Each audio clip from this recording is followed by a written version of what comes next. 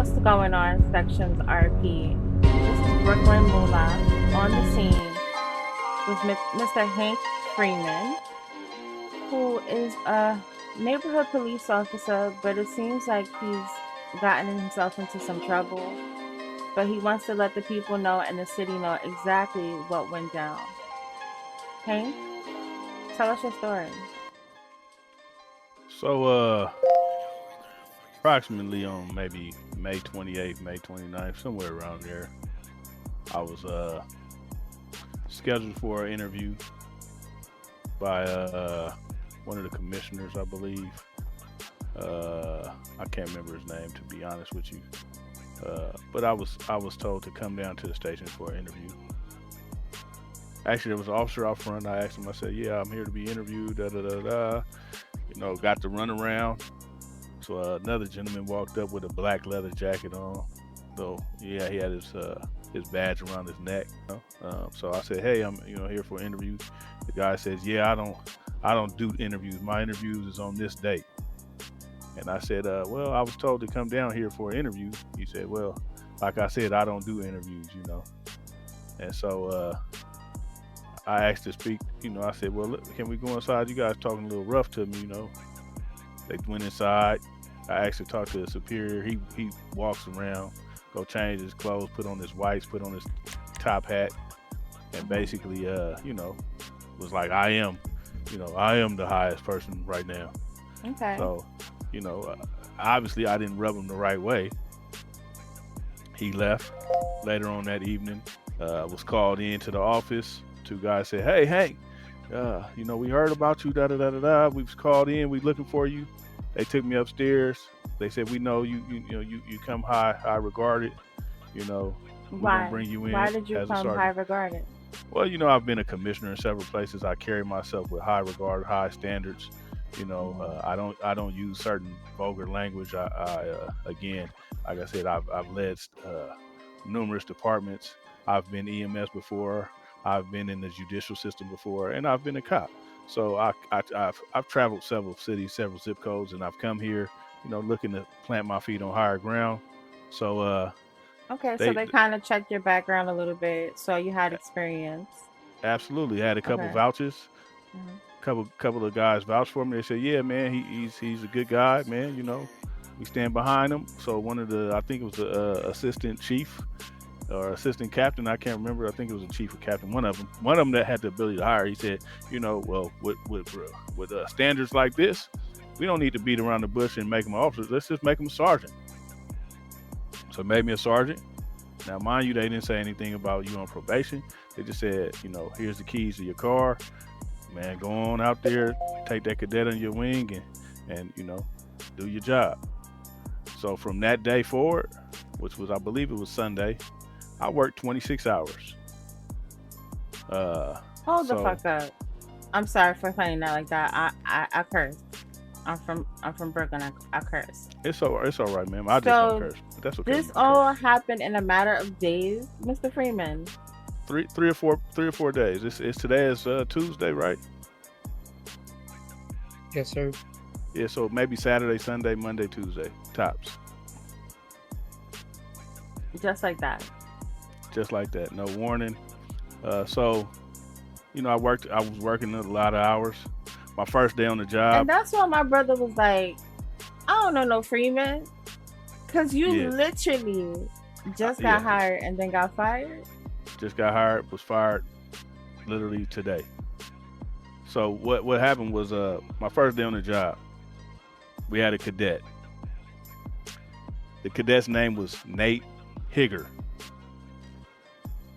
Now, I don't mean to sound brash or anything, but It it's does. unacceptable. It's It's very unacceptable. unacceptable. He was hired though.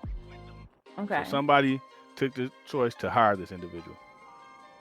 So the individual was riding with me, right? We were doing the ride along. Our car gets towed in a citywide tow, right? The cadet Nate Higger decides to pull out his gun on a civilian. Nate fucking Higger. Yes. Guys, put two and two together. Switch Yes. the first letters. Mm-hmm. Exactly. Now, Okay. And then what happened? So Nate Hickert pulls out his gun. Now, mind you, his hair was long. Pulls out his gun and he tries to commandeer a vehicle. Points the gun at the civilian. Civilian gets out. He ends up shooting a shot towards the civilian. The civilian has all this on his phone, right? I go back to the station and I'm like, man, this guy is wild. You know, his name is wild. This some. So they say, oh man, he needs to change his name. So they drive him down to maybe down here to the courthouse, wherever you get your name changed at. Mm-hmm. Maybe it's down here. They drive him down here, get his name changed. His name is now Alonzo Smith, still with the department, right? I've seen him put hands on people multiple times. I've seen him just act out. He doesn't ride with me. He no longer rides with me. I don't tolerate with foolishness. If whatever sergeants is he riding with, if they're putting up with that, that's fine. Okay, no worries. And again, this is not to throw hate or shade or deflect from your situation, but it's just to show the character of the whole of the department. Yeah, correct. Listen, I'm an upstanding citizen. First and foremost, I've maybe shot my firearm 4 times since I've been in the city. I believe that everybody deserves respect, honor, and tribute. If I pull you over, I'm going to come to you respectfully and ask you, hey man, pull over. Do you have your license and registration? I'm not going to assume that you're a criminal. Mm-hmm. See, a lot of these people been around here and they're assuming people are criminals, and I'm gonna just say this word and it's not acceptable, but they assuming that they're bastards, that they're fatherless individuals and hood individuals. You got a lot of Caucasian cops in the city. You got a guy named, and I like the guy, don't get me wrong, he's an upstanding guy, but his name is Barry McCockiner. Come on, think about it. And so again, I'm gonna carry on. I was working, so worked long hours. I think I worked. I'm gonna fast forward to yesterday. I worked about 6. Let's just say 6 to 8 hours. So I go 42. Drove down to Big Mama's Barbecue, get me some food. I was a little famished, tired. Worked all day. Drove my car down there. I was still on the radio. Now, mind you, the day before there was a guy named Monroe. I think it's Officer Monroe. He was on the radio.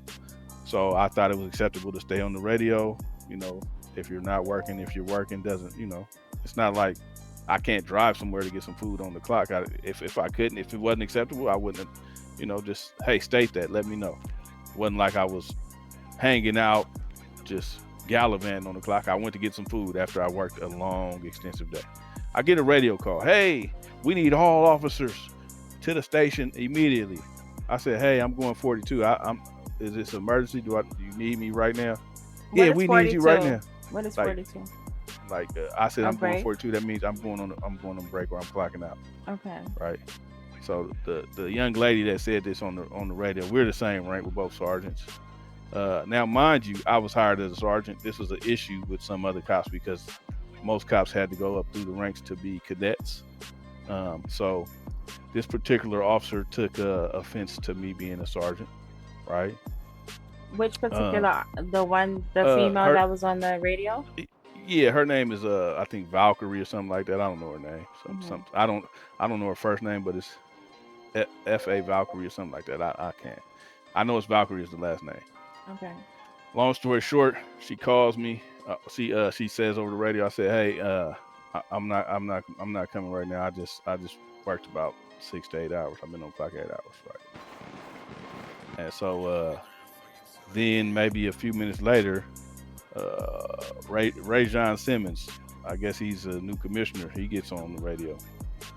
He says, I need everybody down this station, whether you on the clock or off the clock. Matter of fact, if you're off the clock, you need to come down here. So he then says, Freeman, I need you down to the station. I said, man, I'm on my way, man. I just said I was getting some food. He said, man, I'll knock your teeth down your mouth over the radio. Right? In front of everybody. I said, man, I don't know who you talking to, but you're not gonna talk to me like that. And that's I not said, very professional at all. correct. That's what he said. He said it again. He said, I say what I said what I said to you. So I get down to the station. He's asking me, hey man, who hired you? Now, it's about 15, 20 cops, right? If you get to a room of 15, 20 people, you gonna remember everybody's name? Probably not. And mind you, while I'm arresting many citizens and talking and communicating with many citizens, I don't remember people's names. Who hired you? Who this? Who that? I said, man, I don't know. I know it was two guys with white shirts. This and this and this. Oh, I so can just now tell you people trying to act like they don't know who hired you, that you just appeared exactly. out of thin air? Exactly. I'm in the. I got a work email. I'm getting a paycheck. I've been clocked So in for do you 26 think they're hours. okay? They were mad about the rank, one, and then they're mad because Well, this is what he said to me. He said, hey, my boy, I don't know what's going on with you, but you know, everybody got to come up the rope the same way. I knew what he was trying to do. He basically was trying to tell me I needed to be a cadet. And he was like, you got one or two options. I said, well, you're going to have to fire me, bro, because, you know, I'm not finna be no cadet. Like, that's how I'm going to go backwards when everybody done seen me as a sergeant. How that's going to look to my you know, my people, right? And so wait, he when you're said, having this conversation, who's in the room? just me and Me and the guy. You and the guy. in the commish, Okay. right? So I said nah. So he said, well, I said, man, that's a little crazy, man. I said, he said, well, you know, you And I'm should sure be on it's the. only a few PD who can do hiring. So why is it so up in the air as to who hired you?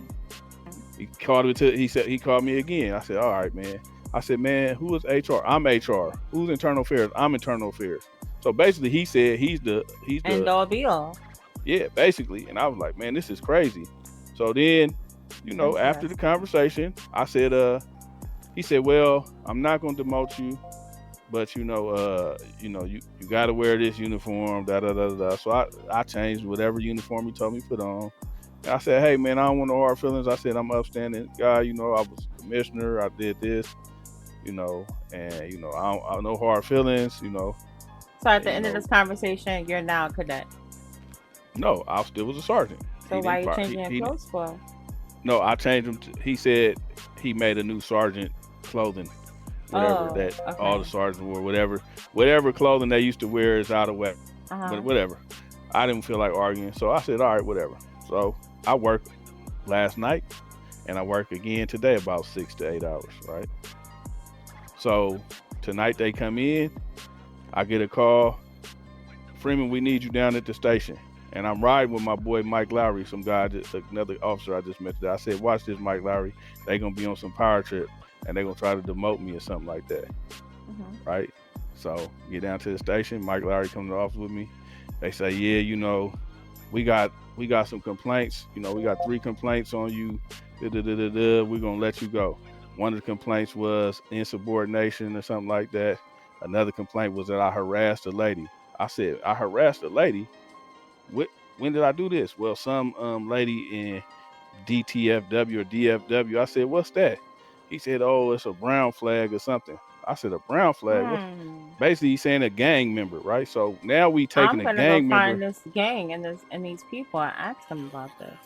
Right. So gang members now, we taking the word of gang members. So I'm just saying, gang members shoot at cops all the time, right? Gang members sometimes is in cops' back pockets.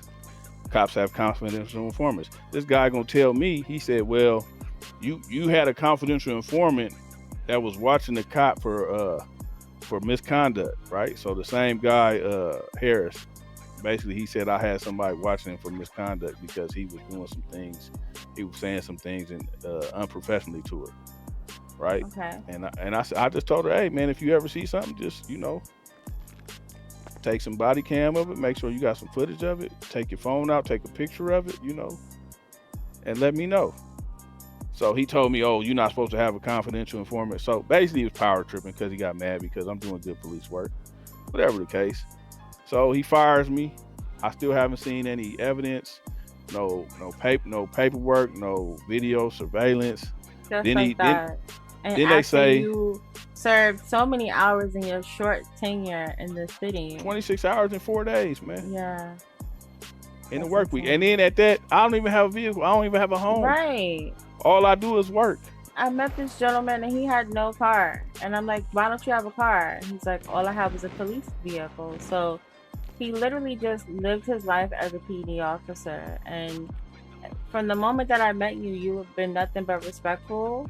And I don't see you harassing a female for her number. Listen, harassment isn't, ma'am, can I get you? From what he told me, this is what he said. I forced a lady to give me her number. Forced. And what Now, way? You held a I gun don't to know. her head? Did I hold a gun to her head? Did I handcuff her? Like, what did I do to force somebody? You know, did I pin some drugs on her? Like, I really want to know. Right. So that is the mystery. I just, if I could say anything, I just want justice for Hank. Okay. So it seems to me that you were targeted because of your rank and maybe hearing whispers about it. And they wanted to take that back from you, but you wouldn't allow it. You stood up for yourself, and they're mad about it. Yes. And so, what's the name of that gang again? Honestly, I don't. DFW, DTW, D something. We'll figure it out. But yeah, I'm definitely gonna look into that and do some sideline investigating. So this is MTM. This is Brooklyn Moolah. And we definitely will get to the bottom of this. And I'm definitely gonna speak to my bro Gio and see if he's the man to take on that case. We gotta make sure, you know, we on a winning team. We gotta make sure it's a winning situation.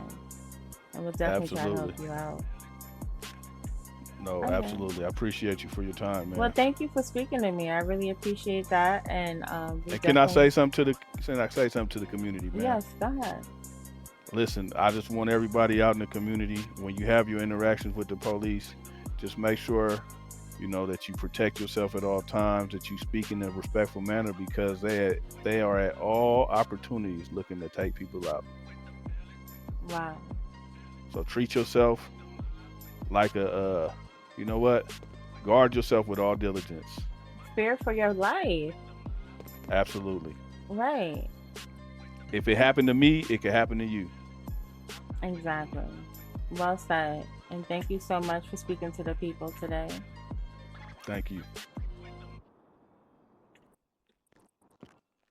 What you think, Yeah, bro? so that